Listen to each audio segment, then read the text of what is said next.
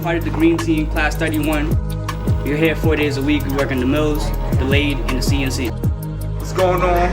I'm Norm, red team, 18, class 31. I do a little bit of everything in here, grind, mills, lathes. Right now, we work the CNCs, so that's where we at right now with it.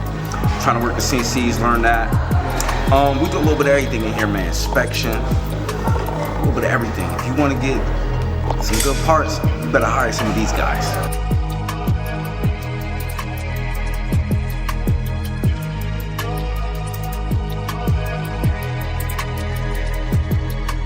Hey, my name is Benjamin Rhodes. I'm with the E team in class of 31. I'm on the blue team. And what we do around here is we have fun, we learn, and right now, currently, we're learning the CNC mill, with in particular the Haas machine.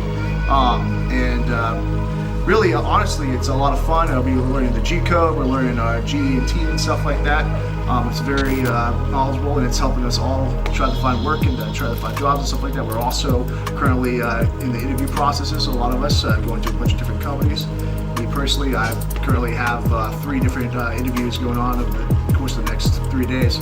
So it's a heck of a time, and happy to be here.